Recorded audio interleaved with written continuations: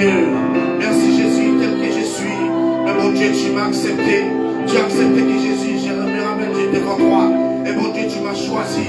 Qui je suis. Il y a d'autres personnes qui sont plus meilleures que moi. Il y a d'autres personnes qui ont plus mieux placé que moi. Mais Jésus, c'est moi que tu as choisi. C'est parce que mon Dieu, tu es Dieu. C'est parce que mon Dieu, tu es grand. Mais Seigneur, le peuple de Dieu entre t'aimer, mon Dieu. Tu nous as choisi, mon Dieu. On est là, Jésus, pour t'adorer et pour te glorifier. Au nom de Jésus. Au nom de Jésus. Alléluia. Alléluia, gloire. Gloire à Dieu. Est-ce qu'on peut se mettre debout? On va louer le Seigneur. Acclamons le Seigneur. Acclamons le Seigneur pour ses bienfaits. Gloire à Dieu. Alléluia. On va louer le Seigneur. Nous te louons. Tu es Dieu. Amen.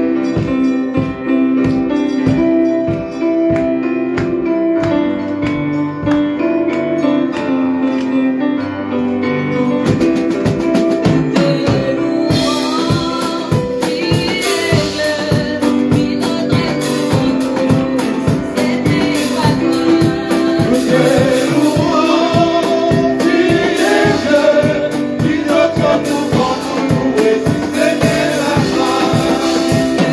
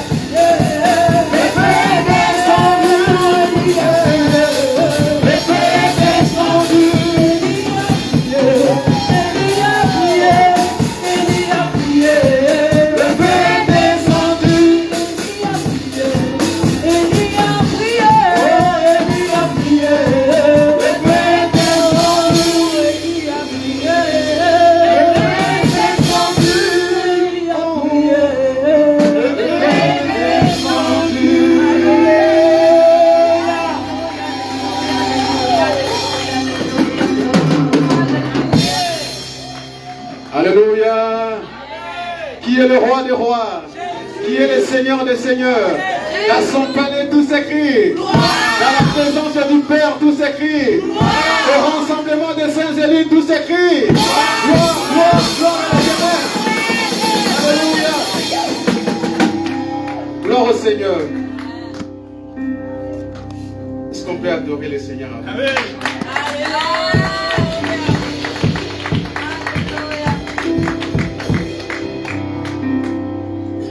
Je lève mes yeux peut-être, ça peut faire.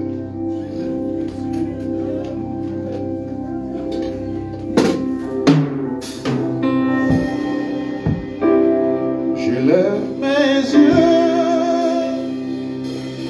vers les montagnes, où m'aidera le secours. Ma forteresse, c'est toi, Jésus. Mon bouclier, c'est toi, Seigneur. Et ta puissance descend sur moi. L'onction divine complète mon cœur. Je lève mes yeux vers la montagne,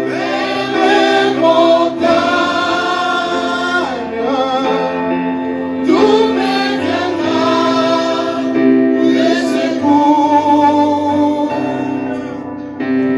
Ma forteresse, c'est toi, Jésus.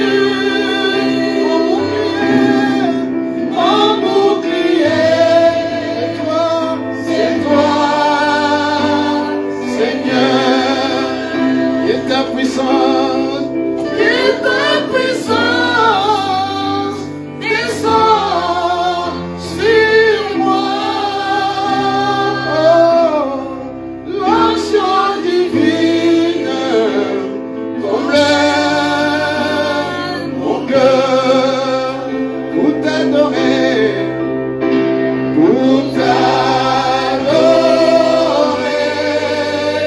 Seigneur Jésus, pour t'adorer,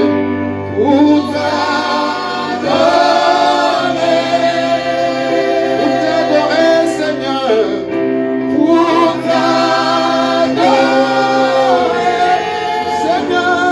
Seigneur Jésus, me voici pour toi, pour t'adorer, Seigneur, pour t'adorer,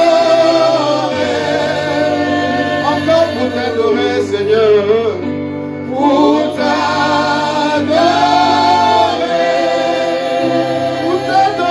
Jésus, pour t'adorer, Seigneur Jésus, oh, me voici pour toi. Est-ce que tu es là pour le Seigneur Jésus? Alléluia. Merci Seigneur éternel. Merci notre Dieu. Merci notre roi. Merci Seigneur Jésus. Que ton nom soit béni Seigneur éternel. Laisse que Seigneur tes pensées puissent combler mon cœur en ce moment. Et que ta volonté domine sur la mienne. Et que cette salle Seigneur éternel soit remplie de ta puissance, Prince de paix. Que ton nom soit loué, car tu es le Seigneur. Au nom de Jésus, ainsi nous t'avons prié. Amen. Acclamons le Seigneur. Alléluia. Que le Dieu d'Abraham, le Dieu d'Isaac et de Jacob vous bénisse au nom de Jésus.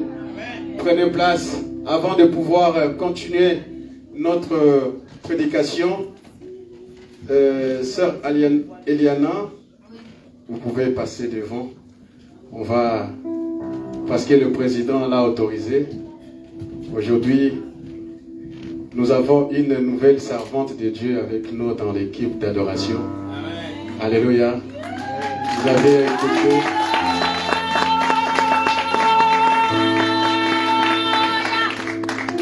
Vous avez entendu sa voix, n'est-ce pas? Comment elle nous a amenés dans la louange. Et j'espère qu'avec le travail, on va aller encore plus loin. Et je bénis nos bien-aimés, le président, mon frère Alex, mon Pérouse. Alléluia. Mon ami aussi, Yanis Mac, qui est là juste derrière avec le piano. Makoso, voilà. On aime bien qu'on finisse. Et tant d'autres, beaucoup d'autres entre nous aussi, qui servent le Seigneur avec nous. Ma soeur, que le Seigneur Dieu te bénisse.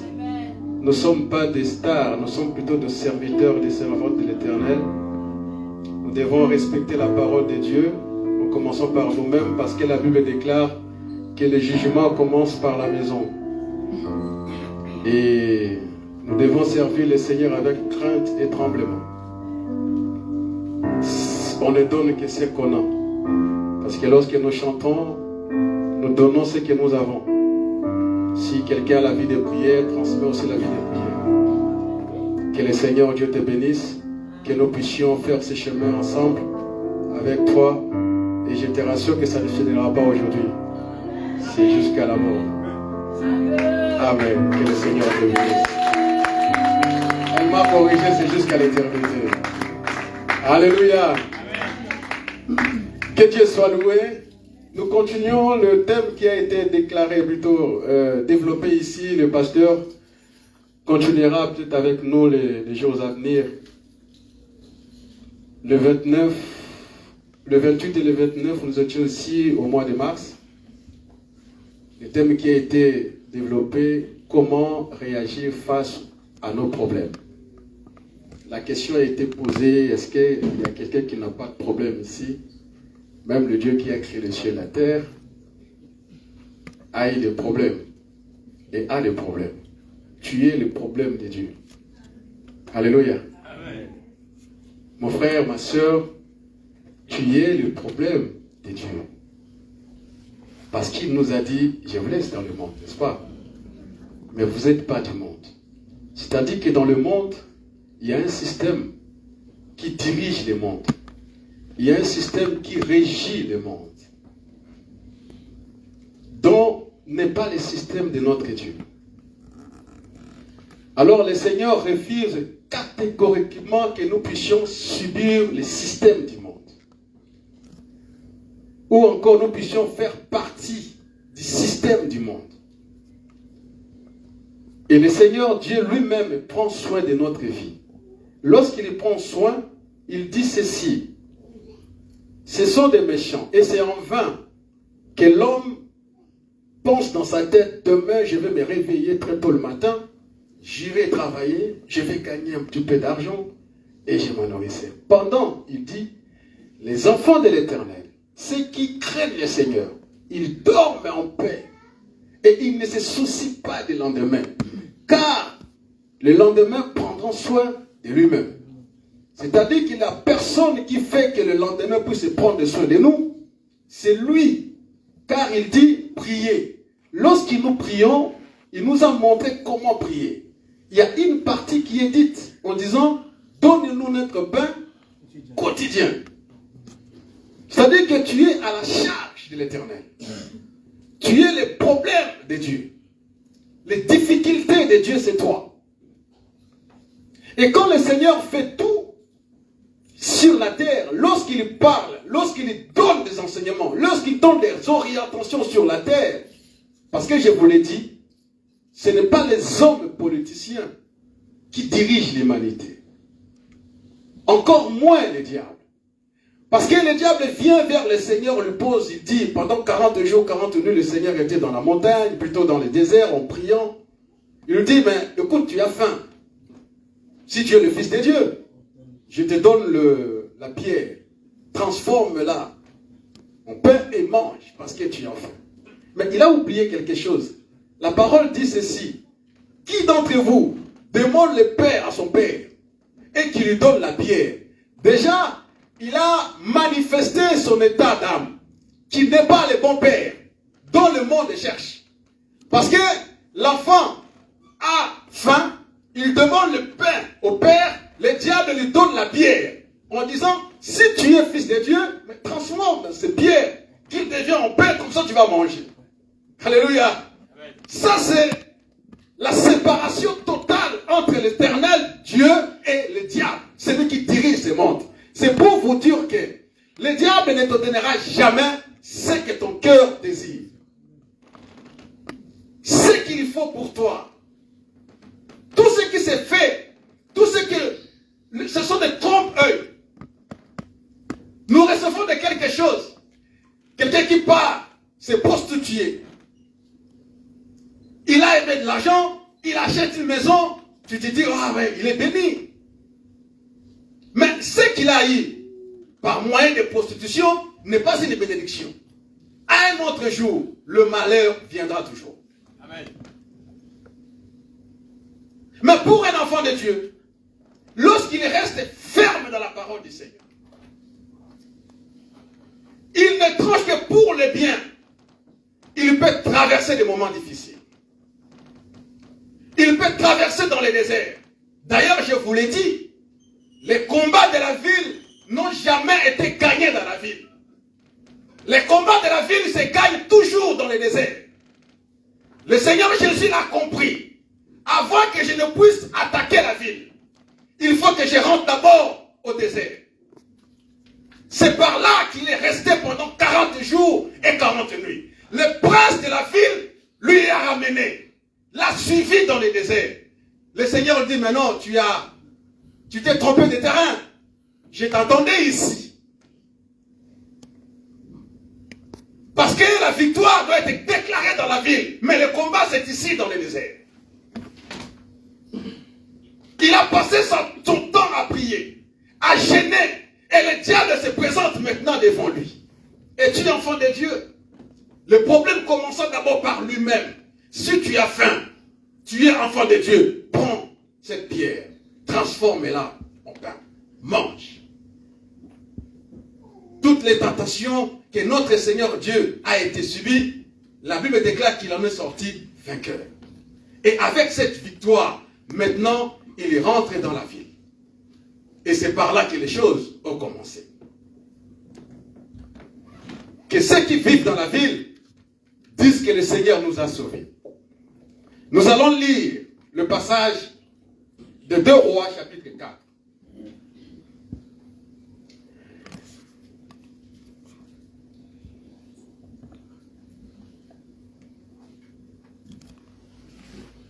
Deux Rois, chapitre 4. C'est un long passage.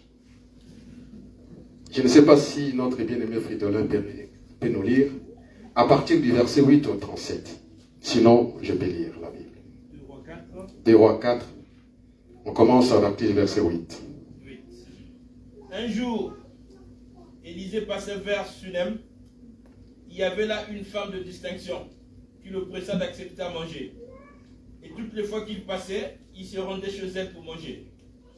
Verset 9. Oui. Elle dit à son mari, voici, je sais que cet homme qui passe toujours chez nous est un saint homme de Dieu. Faisons une petite chambre haute avec des murs, et mettons-y pour lui un lit, une table, un siège et un chandelier, afin qu'il s'y retire quand il viendra chez nous.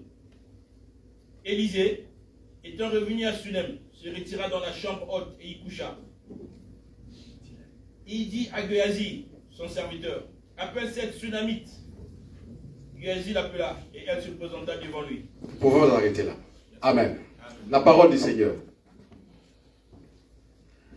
C'est une histoire, on va continuer à décortiquer cela au fur et à mesure où nous allons descendre pour qu'on ne puisse pas prendre beaucoup de temps à lire. Il y avait un prophète du nom d'Élisée. Élisée, c'est cet homme-là qui était parmi les fils des prophètes que Élie a choisi par la grâce de Dieu pour pouvoir le remplacer. Entre-temps, il était aussi serviteur d'Élie. Le Seigneur a enlevé Élie parce qu'il était oppressé.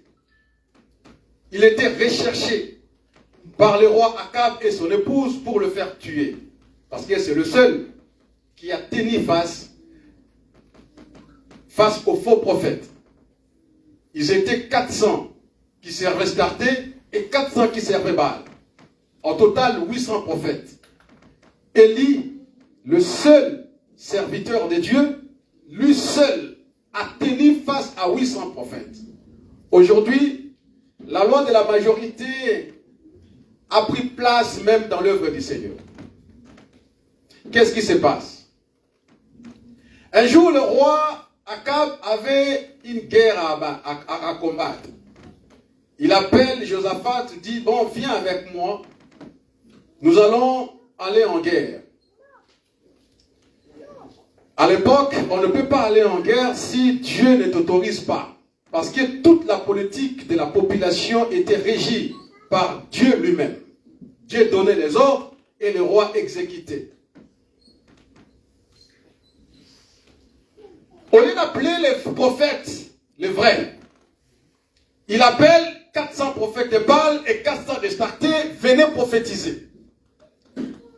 Ce n'est pas la prophétie qui fait la volonté de Dieu. Non, c'est le contraire. C'est plutôt la volonté de Dieu qui fait la prophétie. Je peux être ici, bien-aimé dans le Seigneur, rempli du Saint-Esprit. Si Dieu ne me dit pas de dire de bonnes choses pour toi, tout ce que je dirai n'est que symbole. Ça n'aura aucun effet. D'ailleurs, un jour l'Éternel Dieu dit, je vais bénir mon peuple dans le désert. Il appelle Moïse. Il dit, écoute, je vais bénir cette population. Mais avant tout, prépare les enfants d'Aaron et Aaron lui-même. Fais-les des vêtements, des beaux vêtements. Oins-les. Donne-leur à manger jusqu'à ce que leur cœur soit rempli de joie. Et lorsque cela sera fait, dis-leur de monter sur la montagne. Et par là, ils prononceront des choses, des bénédictions pour le peuple. Lorsque moi j'entendrai cela, je descendrai et je bénirai mon peuple. Voyez comment l'Éternel Dieu procède.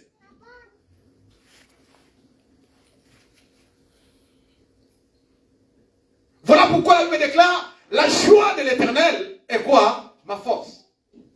Lorsque Dieu est heureux, lorsque l'Éternel est joyeux, il fait descendre sur sa population la bénédiction. La raison pour laquelle je dis encore, la Bible dit que l'Éternel Dieu siège au milieu des louanges des enfants d'Israël. Car c'est ça ce qui fait la joie à l'Éternel.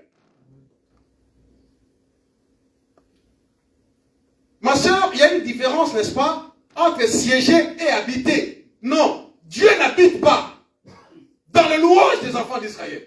Mais Dieu siège. Le terme siéger, mon frère, tu fais la loi, n'est-ce pas?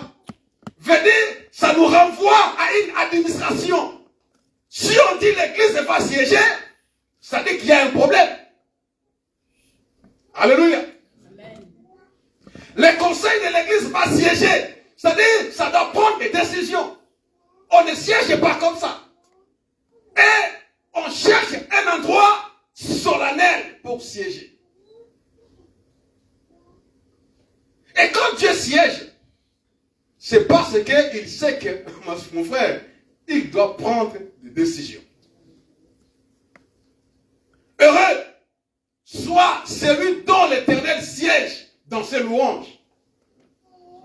Vous imaginez, j'ai ma maison, j'ai mes problèmes, j'ai des difficultés, et que le gouvernement de la France cherche un endroit pour siéger. Bien sûr, pour régler les problèmes de la France. Moi aussi j'ai les miens. Voyez ce qui est bien dans cette histoire.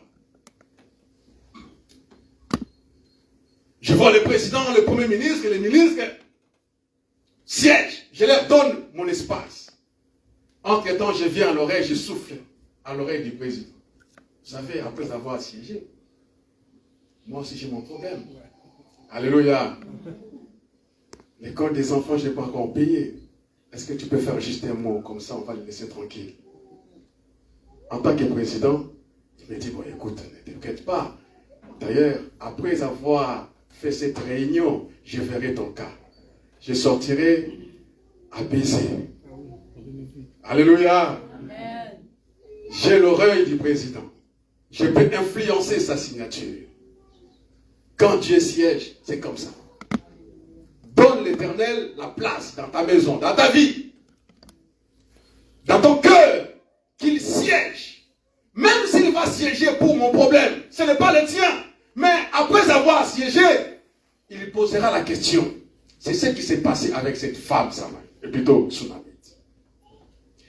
Élisée ne faisait que passer un jour. Il a vu Élisée et dit, ah bonjour l'homme de Dieu. Élisée répond, bonjour ma soeur, comment vas-tu? Bien. Mais il y a un verre d'eau, ce que je peux te donner parce que la Bible déclare, si quelqu'un vous accueille avec un verre d'eau, il aura la récompense de qui? Des prophètes, en qualité de prophète bien sûr. La femme sert à l'Élysée un verre d'eau. Il passe. Le lendemain, Élisée passe toujours sur le même chemin. Mais l'homme de Dieu, tu es passé. Non, je passe, je suis un peu pressé. Je vais quelque part. Il dit non. Arrête-toi un peu. À part un verre d'eau, aujourd'hui, il y a aussi des beignets. Est-ce que ça t'intéresse? Il dit, oh, mais il fait chaud. Le chemin est encore long. Je peux rester quelques minutes. Il mange avec son serviteur Géasi. L'autre jour, il dit, maintenant il faut que je monte un petit peu de dimension. Je ne donnerai pas que de l'eau ni à manger. Il dit à son mari, écoute, tu vois cet homme qui passe là. C'est comme si le mari ne savait pas qui était Élisée. Tu comprends?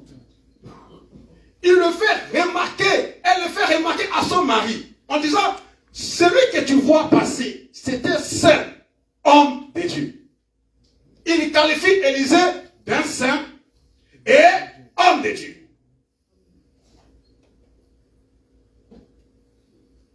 Alors, je propose, au lieu qu'il passe, au lieu qu'il mange et qu'il passe, faisons une chambre haute pour lui. Dans cette chambre haute, regarde ce que la femme dit qu'on puisse mettre. Il dit, mettons-y un lit pour lui, une table, un siège et un chandelier. Alléluia. Il est arrivé, n'est-ce pas, le chandelier pour éclairer la chambre. Le lit, c'est pour se reposer. N'est-ce pas? Le siège est pour s'asseoir, pour méditer. La table, c'est pour siéger, manger. Et on verra ce qui se passe. Cette femme n'avait pas de requêtes à faire à Élisée. Mais elle avait des problèmes.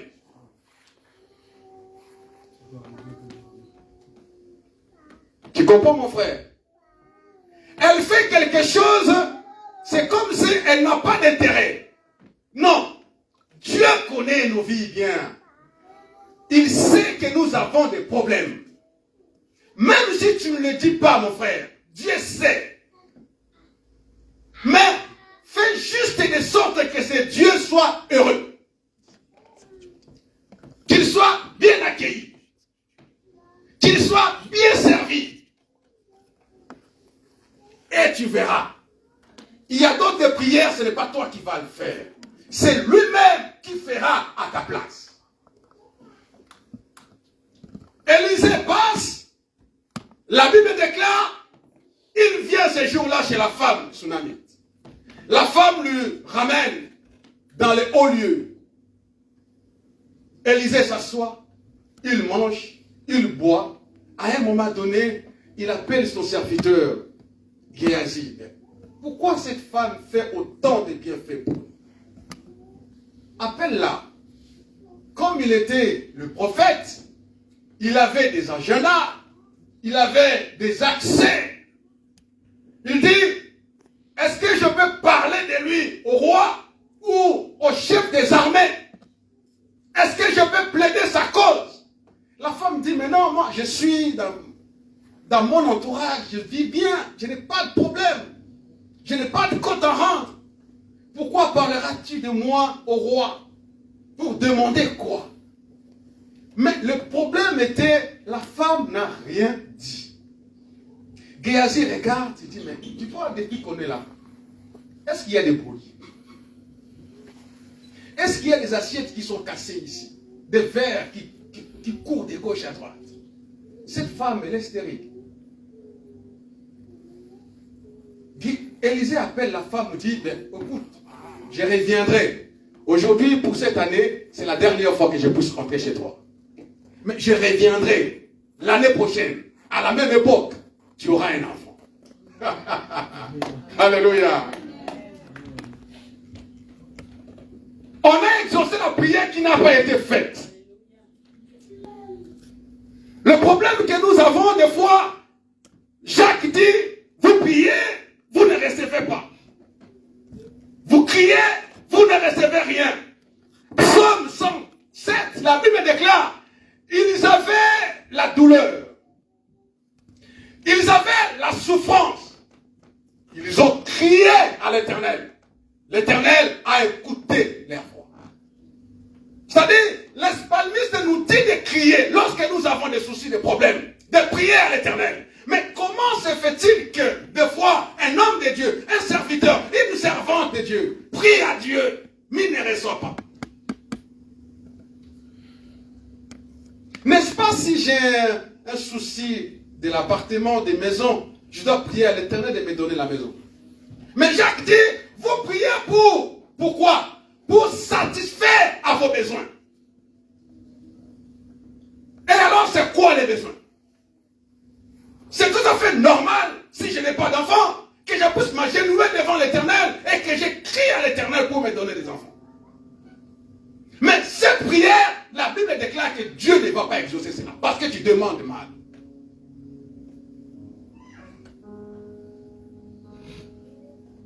Alléluia.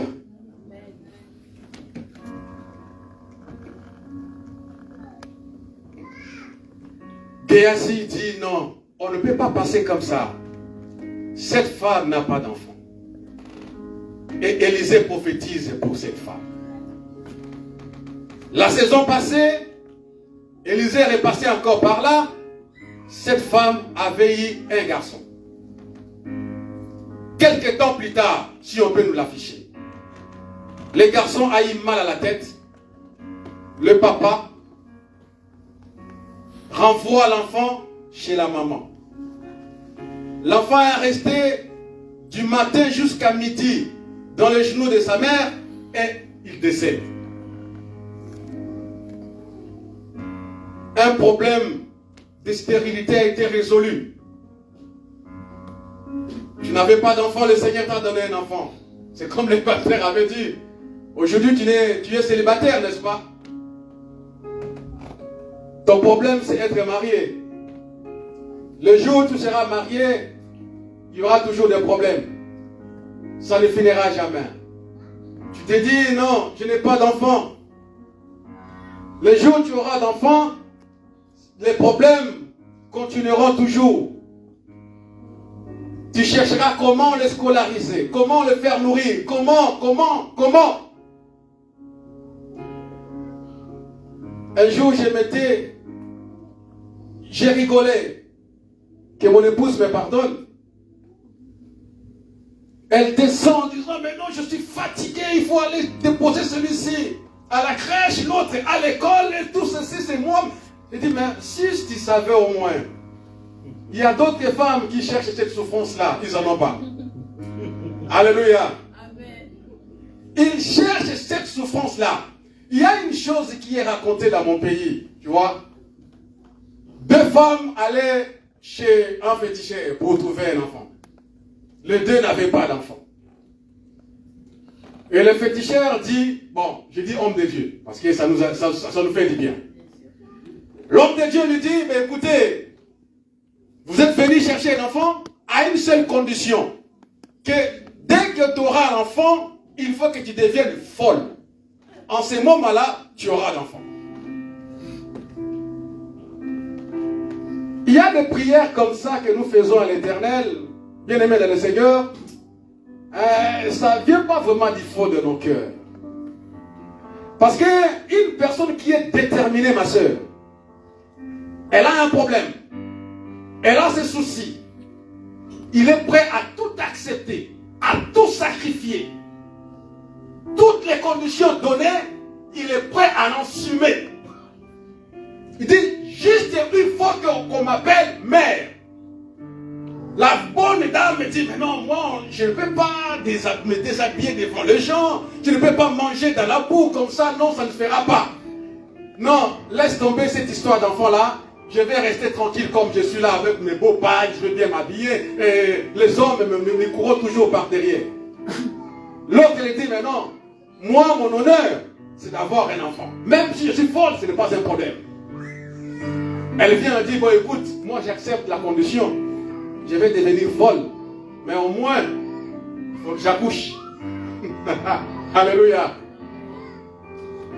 Les femmes sont parties. 6 mois plus tard, 9 mois plus tard, elle revient avec l'enfant. Et maintenant, elle se prépare à devenir folle. Alléluia. 1 mois passé, 2 mois passés, 1 année, 2 ans. Elle revient avec sincérité chez la personne qui lui avait donné la condition d'avoir l'enfant. Elle dit, mais jusqu'ici, j'attends que je puisse avoir la folie. Pourquoi je ne suis pas encore devenue folle? Elle voit l'enfant passer avec le gobelet qu'elle avait acheté pour son père. Il dit, mais non, arrêtez, c'est pour ton papa. Mais depuis que tu es là, tu me fais toujours des problèmes, des difficultés. L'homme lui dit, voilà la folie que je t'avais dit que tu deviendrais folle. Alléluia. Cette folie-là, d'autres en cherchent. C'est fait une qualité, n'est-ce pas? Quand on te voit pousser, ça fait du bien, les poussettes. Non, ce n'est pas un fardeau. Il y a des charges qui nous font du bien. Il y a des responsabilités qui ne nous écrasent pas. Ça nous honore.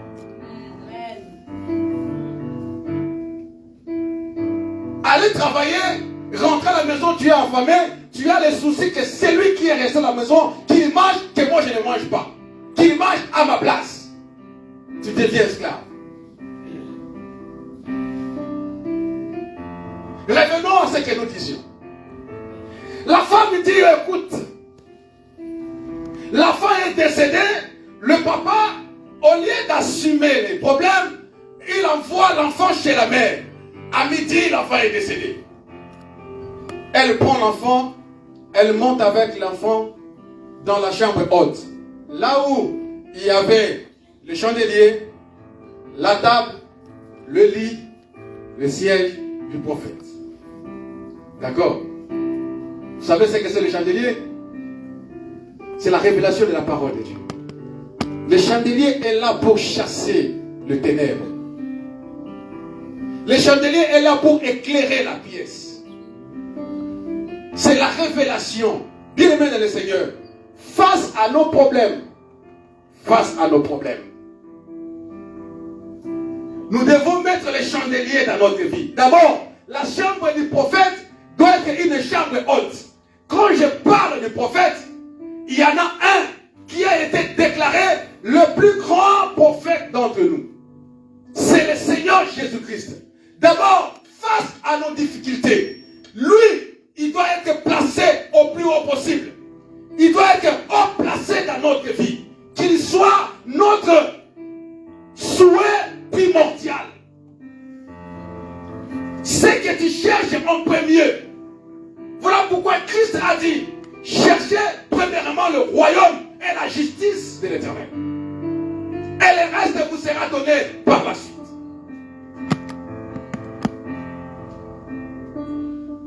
Face à tes problèmes, face à tes difficultés, comment nous allons réagir, bien-aimés dans le Seigneur? La femme a pris l'enfant sans faire de scandale, sans crier. Elle pose l'enfant sur le lit du prophète et elle dit à son mari, elle envoie même un message. Elle ne donne pas l'avertissement à son mari. Donne-moi une âne. je vais aller voir le prophète. L'homme lui dit, mais ce n'est pas le sabbat. Ce n'est pas un jour qu'on doit voir le prophète. Pourquoi? Il répond, tout va bien. Tu n'as pas à savoir ce qui va se passer. Laisse-moi seulement passer. La femme est partie. Et c'est par là qu'elle trouve le prophète. Il lui dit, écoute, moi je ne t'avais pas demandé de l'enfant. Tu passais, je t'ai servi à manger, je t'ai donné du lit. Mais c'est toi-même qui as prophétisé pour me donner de l'enfant. Je ne t'avais rien demandé. Aujourd'hui, l'enfant que tu m'avais dit que j'aurais un enfant est décédé. Et maintenant, on est nous. Le prophète vient. Il vient jusqu'à là où était enfant. Il dit, où est-ce que vous l'avez mis? C'était sur le lit du prophète. Il monta sur l'enfant. La Bible déclare, bouche contre bouche, nez contre nez, corps sur le corps de l'enfant. Il respira sur l'enfant. Quelques temps plus tard, l'enfant a repris la vie. Amen. Alléluia. Amen. Dans nos problèmes, dans nos difficultés, notre seule solution, ce n'est que le Seigneur. Il y a autre chose encore. Nous allons lire aussi. Luc chapitre 15.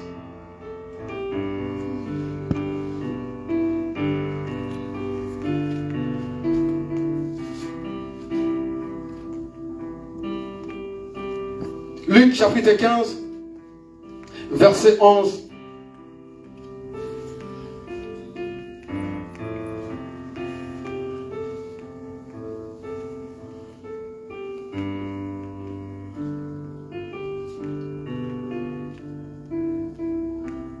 Il est écrit encore un homme avec des fils. Il dit encore, le plus jeune dit à son père, Père, donne-moi de ma part bien qui doit me revenir. Et le père leur partagea son bien. Peu de temps après, le plus jeune l'ayant tout ramassé, partit d'un pays éloigné, où il dissipa tout son bien et vivant dans le débauche. Lorsqu'il eut tout dépensé, une grande famine survint dans ce pays. Il commença à se trouver pas de besoin, dans le besoin. Elle alla mettre même au service des habitants du pays, qui l'envoya dans les champs de pourceaux. Il aurait bien voulu se rassasier du courage, des racouches plutôt que manger les pourceaux, mais personne ne lui en donnait. Étant rentré à lui-même, il s'est dit, combien de mercenaires chez mon père ont du pain en abondance, et moi ici, je meurs de faim. Je me lèverai, j'irai vers mon père, et je lui dirai, mon père, je péché contre toi, contre le ciel, et je ne suis plus digne d'être appelé ton fils. Traite-moi comme l'un de tes mercenaires. Il se leva et s'en alla auprès du père. Comme il était encore loin, son père le vit et émit de compassion. Il courut, se jeta en son cou et le baisa. Le fils lui dit, mon père, je péchais contre le ciel et contre toi. Je ne suis pas digne d'être appelé ton fils. Mais le père dit à ses serviteurs, apporte vite la plus belle robe et en l'en revêtez. Mettez-lui un anneau de doigts et les souliers dans les pieds. Amenez des veaux gras et tués. Mangeons et réjouissons-nous, car le fils que voici était mort, il est revenu à la vie. Il était perdu, il s'est retrouvé. Ils commencèrent à se réjouir. La parole du Seigneur. Ici, ce jeune homme, il y a des problèmes, des fois, ça nous vient dans la vie, bien aimé dans le Seigneur, comme cet aveugle de naissance. Son père n'a pas péché, sa mère n'a pas péché. Le Seigneur Dieu lui-même a décidé qu'il soit né comme ça, afin qu'un jour ses yeux découvrent la lumière pour que son nom soit glorifié. Laisse-toi entre les mains du Seigneur. La Bible déclare, confie-toi à l'Éternel, tu seras affermi. Amen. Et à ce saint prophète, tu réussiras. Dans ces cas-là, ne murmure pas. Laisse-toi entre les mains du Seigneur. Aucun pasteur ne priera pour toi pour que tu puisses découvrir la vie. Si ce n'est lui-même le décideur. Je dis souvent, et je le redis, notre Dieu est souverain. Alléluia. Vous savez ce que c'est un souverain? C'est-à-dire quelqu'un qui est au sommet de tout. Lorsqu'il décide, même s'il t'aime en tant qu'enfant, même s'il t'aime en tant que fils unique, tu ne peux pas changer la décision du souverain. Il faut que lui-même, en tant que souverain, puisse changer sa propre décision. La raison pour laquelle le Seigneur, lorsqu'il s'est fâché contre la terre, il s'est repenti d'avoir créé l'homme. La Bible déclare tous, sans exception, tous ont péché et sont privés de la gloire de Dieu. Mais l'homme ne pouvait pas vivre en dehors de la gloire de Dieu. Qu'est-ce qu'il a fait? Il a envoyé les prophètes, les souverains sacrificateurs, établis selon l'ordre d'Aaron, l'homme. Personne n'avait la possibilité d'enlever le péché du peuple. Il a fallu un prophète, un plus grand prophète, et les souverains sacrificateurs établis selon l'ordre de Melchisedec. Celui qui n'a ni père ni mère, il ne dépend de personne. Lui seul était capable de changer la décision du souverain. Parce que c'est lui-même. La Bible déclare, il est avantageux pour vous que je m'en aille. Je reviendrai. La même personne qui est partie est la même qui est là avec nous. La même personne qui était au commencement, c'est la même personne qui est aujourd'hui et c'est celui-là qui viendra. Il est souverain. Alléluia. Dieu est souverain. Il fait des choses. Il prend Elkana, elle la rend inféconde. Lui-même a décidé que cette femme n'aura pas d'enfant. Anne est restée comme ça. Elle commençait à se tourmenter. Jusqu'à ce qu'un jour, elle monta dans le temple et commença à prier. Face à ces problèmes, elle n'est pas restée à la maison. Elle est partie chercher l'Éternel. Dans nos vies, dans ce que nous sommes en train de faire, nous vivons des difficultés. Le monde, s'il savait que les problèmes qui se passent, ce n'est pas le diable, ce n'est pas les politiciens, c'est parce qu'il y a une parole qui a été prononcée par notre Seigneur. Voilà pourquoi le monde court à sa fin. Si et seulement si le monde savait, les dirigeants de ce monde savaient, ils cesseraient de s'ennuyer avec des alliances de paix inutiles. Le prince de paix serait notre guide et nous vivrons dans la paix. Amen. Alléluia.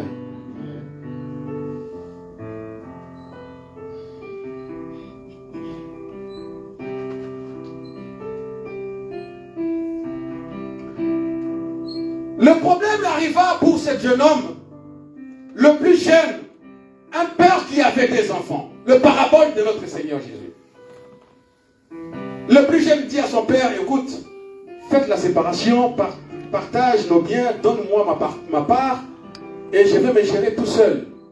Non, il y a des fois, cette phrase-là déchire beaucoup de choses. Ne dis pas à ton père, je vais me gérer tout seul.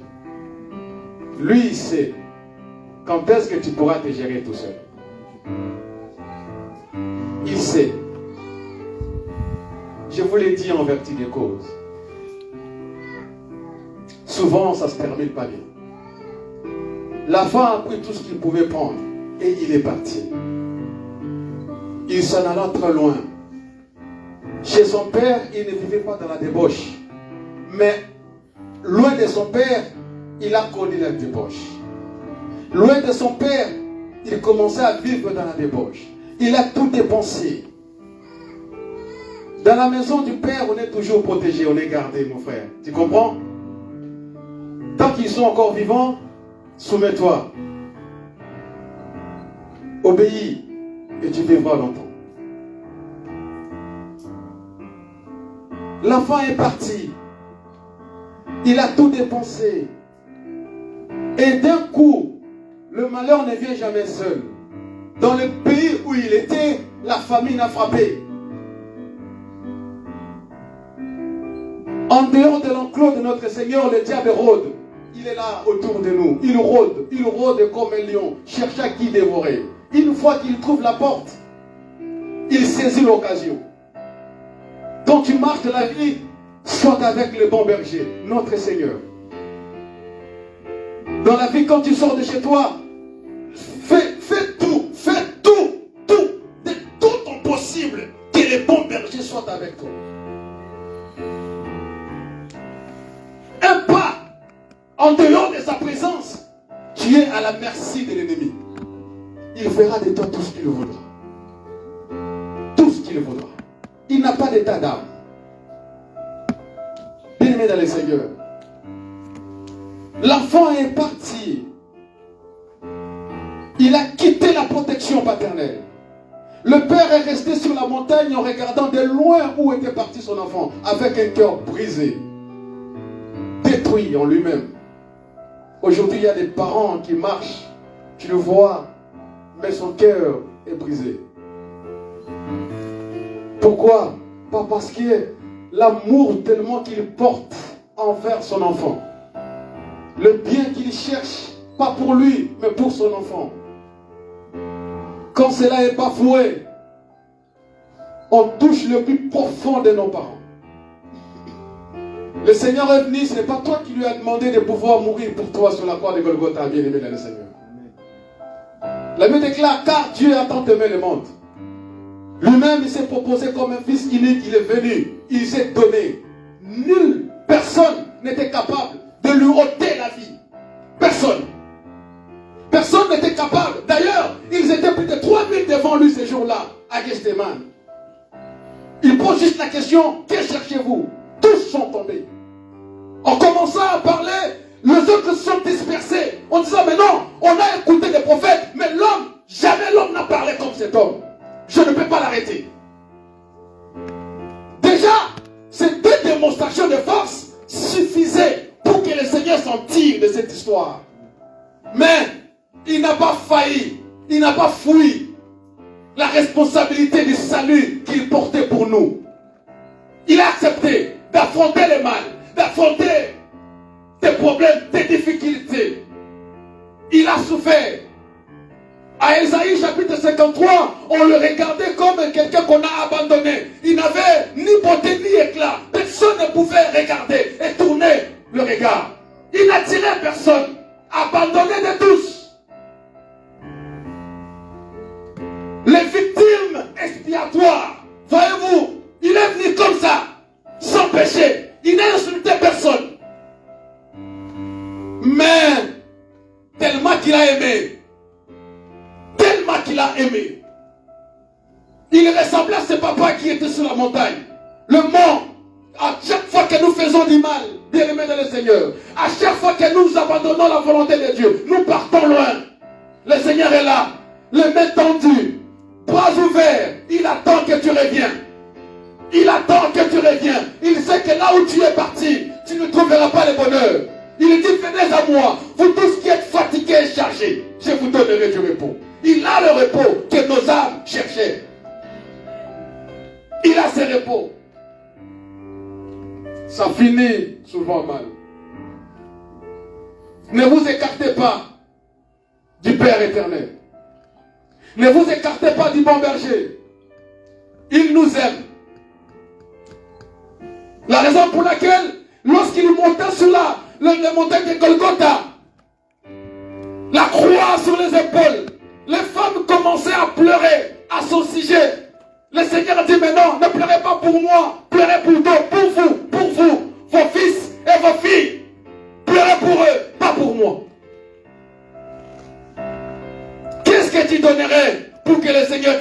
solution à tes problèmes. Lui-même sait, il te connaît bien que toi. Il te connaît très bien. Que la grâce et la paix du Seigneur vous soient accordées. Soyez bénis au nom de Jésus. Restez dans la présence du Seigneur. Restez à ses côtés. Ne faites aucun mouvement sans être accompagné par les bons bergers. Aucun mouvement. Aucun déplacement, ma soeur. Tout ce que tu fais dans ta maison, sois avec les bons bergers. Les dangers peuvent venir dans ta chambre à coucher, au salon, dans la salle de bain. Les dangers peuvent être là. Mais si le bon berger est avec toi, il te protégera. L'ennemi est toujours là à tes côtés. Il rôde autour de toi. Il cherche le matin, midi et soir. Voilà pourquoi ce n'est pas en vain quand nous disons, lorsque nous nous réveillons, ma soeur, maman Liliane, on se réveille. La première des choses, on regarde le téléphone. Est-ce qu'on nous a envoyé les liens? Prions. Confions-nous entre les mains du Seigneur. Les bons bergers qui marchent avec nous. Alléluia. L'enfant est parti. Il a tout dépensé. Tout est fini. La famine a frappé la ville. La famine a frappé le pays où il était. Maintenant, il se retrouve qu'il ne manque même quelque chose à manger. Il cherche du travail. On lui dit, va dans la porcherie. Là, tu travailleras et tu seras payé. Mais tellement qu'il avait faim. Il cherchait même à manger avec les pauvres. Quelle bassesse, quelle saleté. Face à cette histoire, il s'est dit, le problème c'est moi. C'est moi qui ai causé toutes ces choses. La faute, ce n'est pas mon père. Ce n'est pas le diable. La faute, des fois c'est toi. Le problème qui t'arrive, des fois c'est toi. Les difficultés que tu traverses, des fois c'est toi-même. Ce garçon est rentré en lui-même disant, mais non, je ne mérite pas les sorts que j'ai subis aujourd'hui. Dans la maison de mon père, il n'y a pas même des serviteurs, mais des mercenaires. Vous savez ce que c'est les mercenaires? Il vient, il n'a aucun lien avec toi. Aucun lien. La seule chose qui le lie avec toi, ce n'est que sa portion, son argent. Et c'est tout.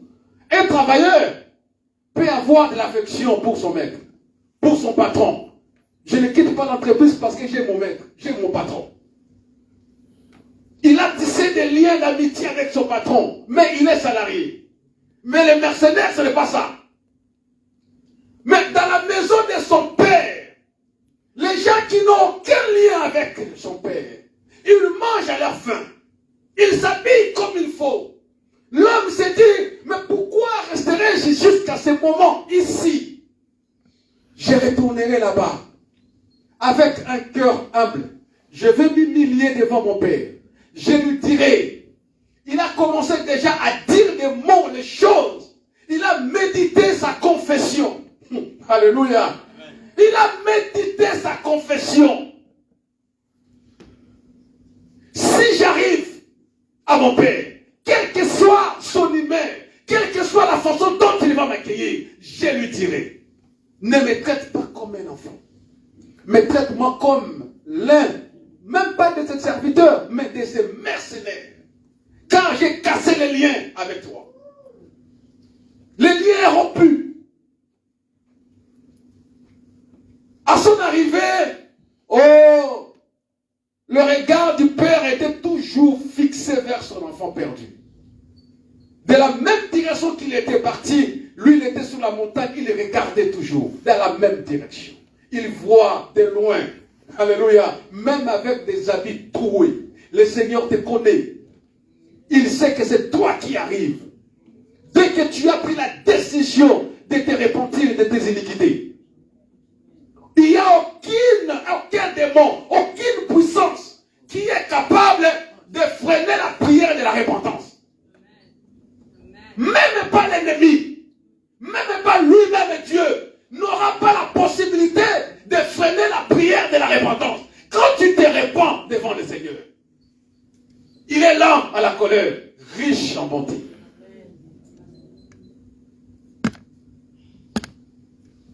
Le cœur du père a frappé au-dedans de lui-même. Il a couru. Au lieu que l'enfant puisse venir, c'est lui qui est parti voir l'enfant. Dans son problème, il a trouvé la solution. Est-ce que c'est que tu dépasses dans ton cœur, c'est que tu vis dans ta vie? Est-ce que tu te rentres en toi-même pour voir, est-ce que c'est moi qui suis la cause de mes problèmes?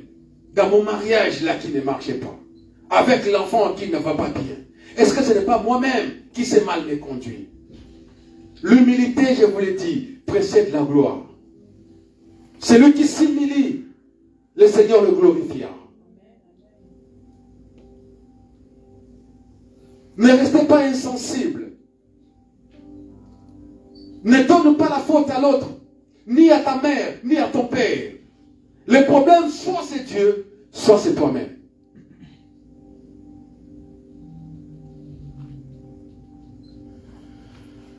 Et si tu t'es répandu, si tu t'es repenti devant le Seigneur, il ne faut plus penser à la culpabilité. Que le diable ne puisse pas t'attraper dans sa prison de culpabilité. Voilà comment tu peux réagir face à tes problèmes. Face aux difficultés que nous traversons. Même si tu traverses l'ombre de la vallée de la mort, tu ne craindras aucun mal. Le Seigneur est avec toi. Sa roulette de son menton va venir à tes côtés. Il t'aidera à traverser. Je le répète encore, les combats de la ville ne se gagnent pas en ville. C'est dans le désert que ça se gagne. Les combats de la plaine ne se gagnent pas sur la plaine, c'est sur la montagne que ça se gagne. Les combats du mariage, ce n'est pas dans le mariage que tu vas gagner, c'est quand tu es encore célibataire. Commence déjà à gagner tes combats. Les combats de tes parents, c'est quand tu n'es pas encore mère, encore père. C'est là que tu commences déjà à gagner ces combats. Et alors, à genoux devant le Seigneur, crie à Dieu, invoque le Seigneur Dieu d'Abraham. Il viendra à ton aide, il ne te laissera pas. Tu es un enfant de Dieu, Dieu t'aime. Il a de l'amour pour toi. La Bible déclare lorsque nous restons dans la présence du Seigneur, dans toutes les choses que le diable nous acquise, nous sommes plus qu'avec eux, parce qu'il nous a aimés.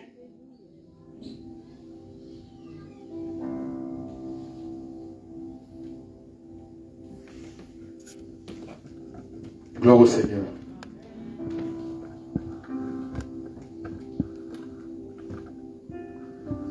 Je pense qu'on va s'arrêter là. J'allais parler d'un dernier point du silence. Mais le temps est avancé.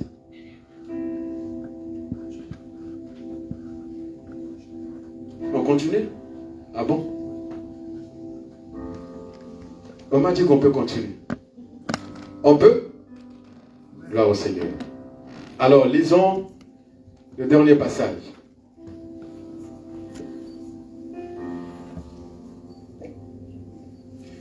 Jean chapitre 8, versets 1 à 11.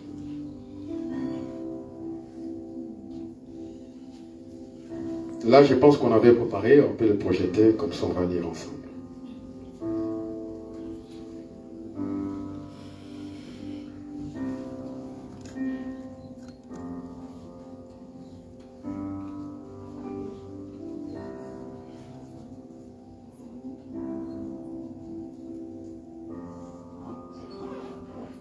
Pardon? Jean chapitre 8, verset 1. On commence. Jésus s'est rendu. C'est ça?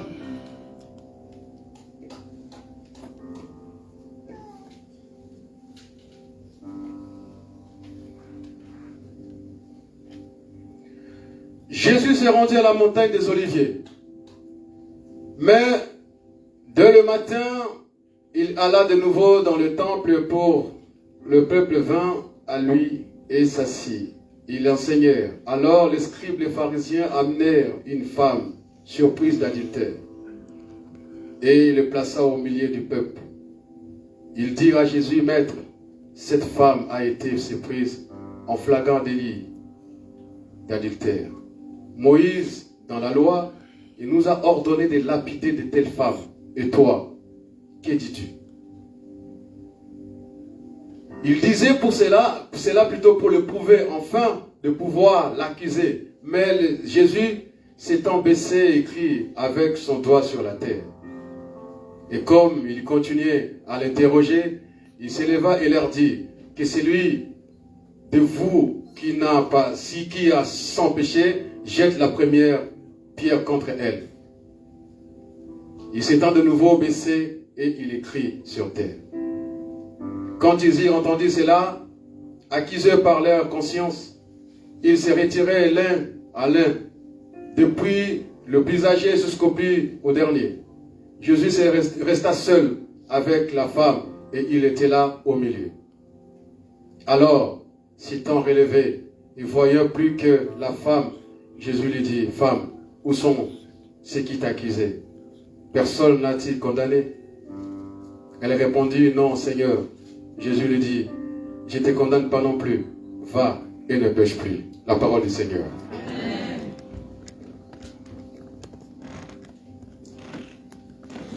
Ceux qui disent que nous servons un Dieu qui n'est pas notre Dieu. Ceux qui disent que Jésus n'est pas un Dieu. Je vous l'ai dit, ici, je sais que parmi vous, il y a des Européens, mais je vous le dis en tant qu'Africain, ceux qui m'accusent de servir Jésus, en disant que ce n'est pas le Dieu de mes ancêtres, j'ai toujours posé la question. À un moment donné, on peut faire l'histoire de l'Afrique.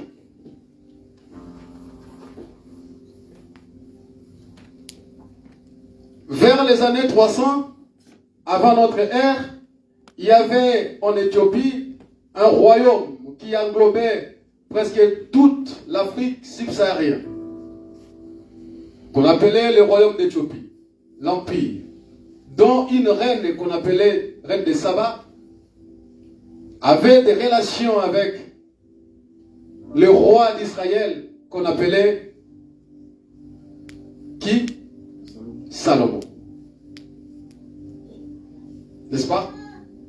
Et un jour, cette dame, parce qu'elle nous représentait, nous, comme des Africains,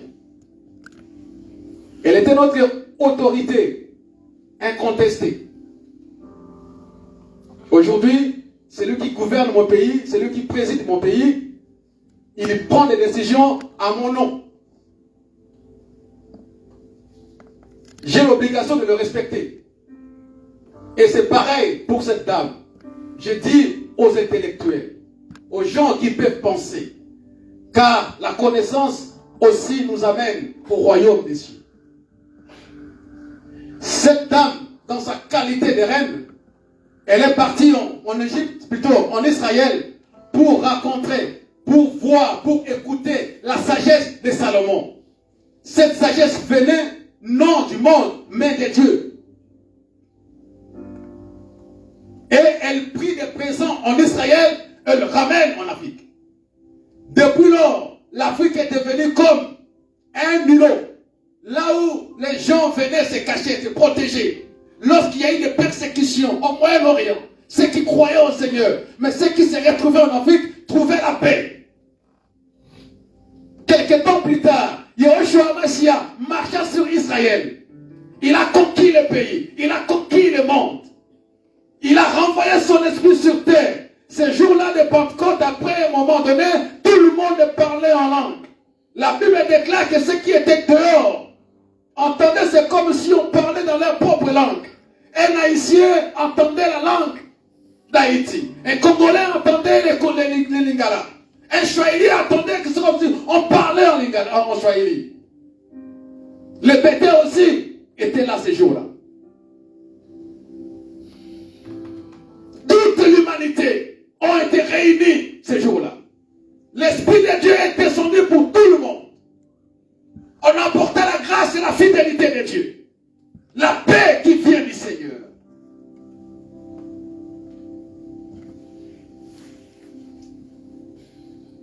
Voyez-vous? Et à partir de là,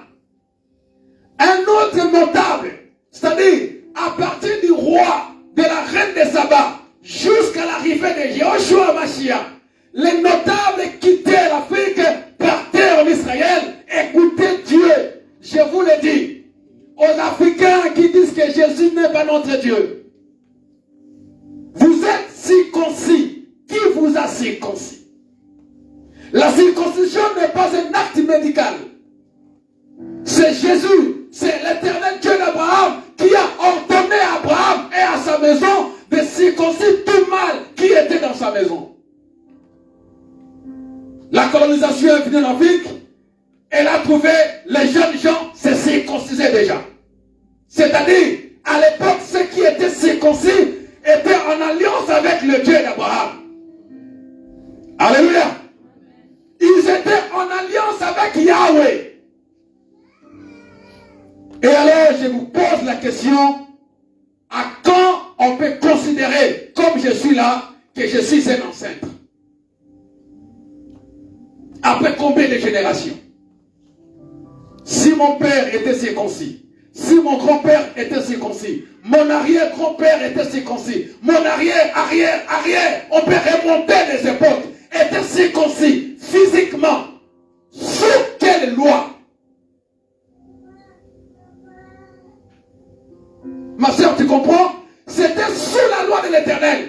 Et en respectant la loi de l'Éternel, l'Éternel était Dieu pour nos ancêtres. Donc, Yehoshua Hamashia, Yahweh, que nous servons aujourd'hui, est le Dieu de nos ancêtres.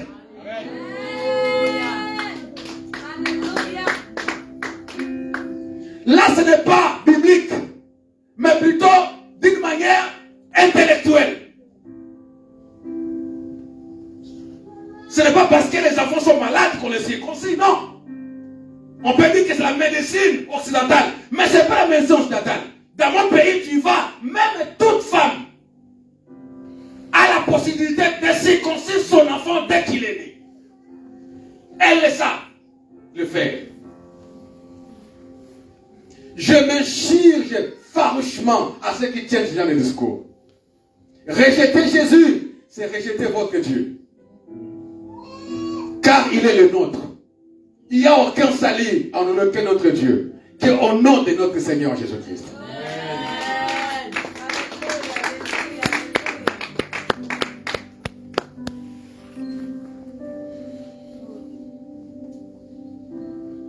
Étant dit cela, à sa descente comme un homme, il marche sur Israël. Ce jour-là, il s'est retrouvé à Jérusalem pour enseigner. Il s'assoit sur l'esplanade du temple. Comme tous ceux qui venaient contre lui avaient tous l'intention de le faire mourir, de chercher comment le détruire. On prend une femme, effectivement, le fait nous donne raison. Elle était surprise d'adultère. La loi de Moïse dit, donc on trouve une femme pareille, la Bible dit, on ordonne, on ne demande pas. La loi de Moïse nous ordonne de lapider. C'est-à-dire nous sommes obligés de lapider cette femme. On pose la question à Christ. Mais déjà l'ordre a été donné. Pourquoi vous me posez la question encore? Vous comprenez? On vous a ordonné. Faites, exécutez l'ordre. Les hommes posent la question au Christ. Moïse nous a dit de lapider. Et toi, qu'est-ce que tu dis? Le problème, c'est que le Seigneur s'est retrouvé devant un problème où tous les difficultés de la femme ne donnaient aucun doute.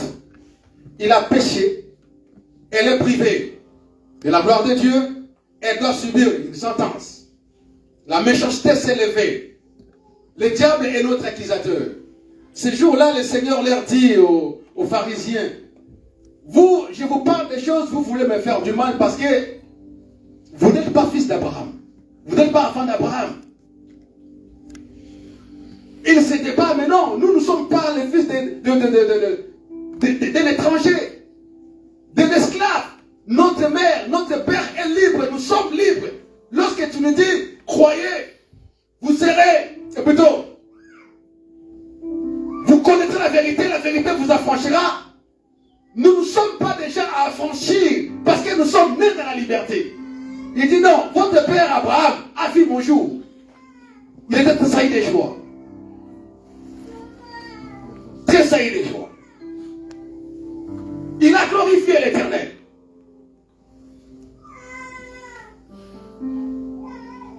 Vous cherchez à me faire du mal parce que vous n'êtes pas enfant d'Abraham. Pourquoi? L'enfant fait que son père fait. L'autre jour, on avait dit ici, tel père, tel fils. Le diable est l'accusateur. Ces gens-là sont venus. Se sont tous mis à accuser la femme. Nous devons le tuer. Qu'est-ce que tu dis? Le Seigneur est resté calme. Mon frère, devant les difficultés, les problèmes, à un moment donné, le calme peut t'aider à bien réfléchir. Tu te retrouves devant quelqu'un qui t'insulte. Tu ne sais pas pour quelle raison cette personne t'insulte. Dois-je répondre? Tu restes un petit peu calme. Tu regardes. Quel esprit qui l'anime? Pourquoi il a fait ceci? Pourquoi il a fait cela? Dans le calme, tu prends un petit peu de recul. Tu réfléchis. Et en ce moment-là, tu pourras donner la réponse appropriée à cette histoire. C'est comme ça qu'on est grandi. C'est comme ça qu'on devient grand. Jésus était devant tous ces hommes-là. Il est resté calme. Il a commencé à écrire sur la terre. En donnant la loi au cœur qui s'humilie devant lui. En écrivant, car la Bible déclare l'heure vient. Ces jours-là, ce ne sera plus sur les tables de pierre que j'écrirai mes lois, mais plutôt sur vos cœurs que j'écrirai mes lois. Le doigt de l'Éternel a écrit les lois sur la femme ce jour-là. Tout le monde l'a killé. Qu'est-ce que tu dis? Voilà, ici on l'a eu, on l'a eu. Il s'oppose à Moïse. Il n'est pas venu pour s'opposer à Moïse. Il n'est pas venu pour abolir la loi. Il s'élève. Il dit, mais le problème, est-ce que vous êtes capable de prendre la pierre et de jeter? De lapider? Qui en est capable?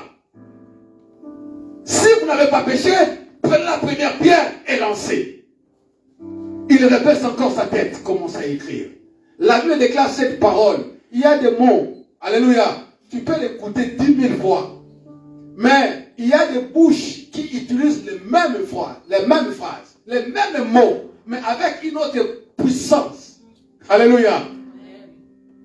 Tu diras, non, cette prédication, je l'ai déjà entendue. Je connais. J'ai été enseigné. Pas de problème. Mais ça dépend. Qui t'a enseigné? Qui t'a enseigné? Le Seigneur a dit que la personne, la première d'entre vous, qui n'a jamais commis le péché. Tu penses que cette phrase-là, les pharisiens n'ont jamais écouté ce genre de phrase? Les scribes n'ont jamais écouté ce genre de phrase. Mais la Bible déclare, du plus grand au plus petit, tout le monde s'est culpabilisé dans son cœur. La force, l'Esprit de l'Éternel est là pour nous convaincre à ce qui concerne le péché. Ils étaient tous convaincus que si je prends la pierre, je lance, je vais pécher. Tous. Ils se retiraient l'un et l'autre. Tout le monde est parti. Il ne restait que la femme et Yoshua. Il se releva la tête. Elle trouve que la femme était là. Mais où sont partis tous ceux qui t'accusaient? Non, ils ne m'ont rien fait. Moi non plus, je ne te fais pas de mal. Je ne te condamne pas. Mais tout ce que je te dis, va, mais ne pêche plus. Alléluia. Dans la barque, le Seigneur est resté calme. Le vent soufflait de gauche à droite. Ma soeur, la barque commençait à se noyer dans l'eau. La vague frappait. Les grands pécheurs qui étaient là, Pierre et les autres avec les baguettes, ils faisaient tout. À un moment donné, ça ne marchait plus. La peur les a saisis. Mais il y avait quelqu'un qui était toujours là endormi. Il était dans le calme absolu. Devant le problème, lui ne panique pas.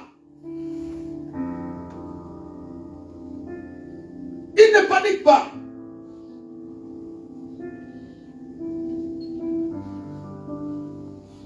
Un jour, un soldat m'a dit, mais toi, tu es un monstre ou tu es comment? J'ai dit, comment tu m'appelles monstre? Pourquoi? Parce que sous le fleuve Congo, j'ai mes oncles qui étaient des capitaines, des commandants qui faisaient la navigation. Et il arrivait à une époque où il y avait la guerre. Le gouvernement était scindé presque, le pays était scindé à deux. Et on nous a arrêtés. À la moindre des choses, vous êtes tirés, fusillés, tous sont morts. Mais devant les fusils, je connaissais déjà le Seigneur. Moi, je me suis dit, si je meurs ici, avec le zèle que j'avais, je dis, bon, moi, je vais au ciel. J'étais tranquille, à l'aise. Mon oncle commençait à paniquer, son fils aussi. Moi, j'étais là très calme. Le soldat vient me toucher avec son fusil, il me dit, comment toi, tu n'as pas peur? Je dis, mais comment je peux expliquer ça? C'est un sentiment. Si ça ne vient pas, ça ne vient pas. Mais tu es monstre. Je dis, mais pourquoi? Non, je ne suis pas un monstre. C'est parce que j'ai la paix dans mon cœur. Je peux mourir, mais j'ai la paix. Ce genre de problème nécessite, ma soeur, être calme. Papa Fridolin peut se lever, commence à parler. Mais une femme sage bâtit sa maison. Dans le calme, tu peux le faire asseoir. Le plus fort d'entre nous, c'était qui? Abraham. Abraham a pris même la servante de sa femme. Ils ont fait un enfant. Mais la Bible déclare que, oui, on va finir. La femme la plus soumise, jusqu'au point où il appelait son mari mon Seigneur. Dans sa soumission, un jour, elle s'est levée et dit, non, prends l'enfant et prends ta servante, chasse-les. Une femme qui reste calme. Les femmes, un jour on parlera de ça. Entre nous, femmes. Alléluia. Il y a de très belles choses. Je pense que dans la prière, je le vois, ça monte, ça monte, ça monte. Connectez-vous. Hein? Je vois Sœur Laurence, elle est toujours là. La sœur aussi. Je vois Laetitia, c'est ça, non? Je vois comment vous êtes connectés. Maman Fleur, elle ne manque pas. Mais connectez-vous, les femmes. La prière, c'est très important. Il y aura un moment donné, je prendrai aussi la parole, même le pasteur. On va expliquer un peu les histoires. On va enseigner. Et ça vous donnera la possibilité d'aller affronter le monde extérieur. Que le bon Dieu vous bénisse. Le dernier point, reste au calme. Moïse a dit aux enfants d'Israël, les Égyptiens que vous voyez, vous ne le verrez plus. Mais vous, restez calme et vous verrez la délivrance de l'Éternel. Que le Seigneur vous bénisse au nom de Jésus. Nous allons prier le Seigneur Dieu.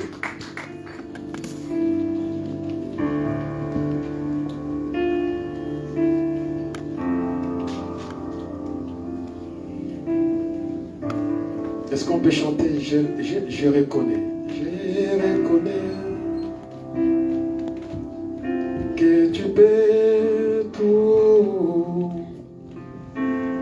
et que rien n'est impossible. Je reconnais que tu peux tout et que rien n'est impossible. Oh Seigneur, Seigneur, fais-moi voir ta gloire. Oh Seigneur, fais-moi voir ta gloire. Oh Seigneur, Seigneur, fais-moi voir ta gloire. Seigneur Jésus, Seigneur, fais-moi voir ta gloire. Oh, ta gloire, ta gloire.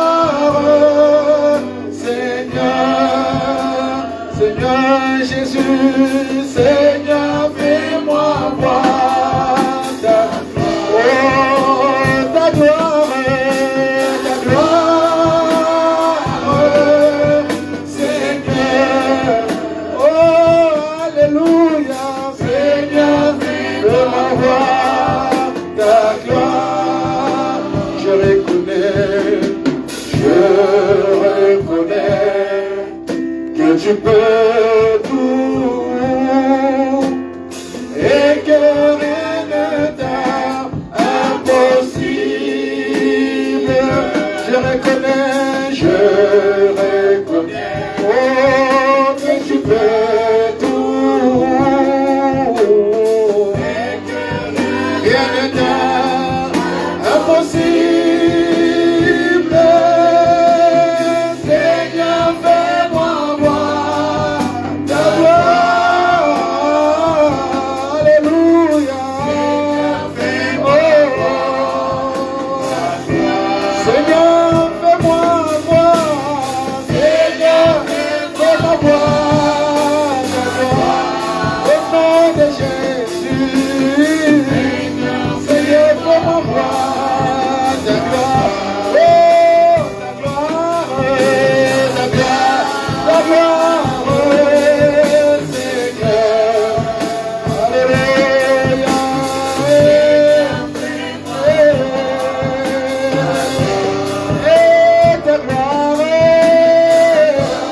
Ta gloire, Seigneur. Oh, alléluia.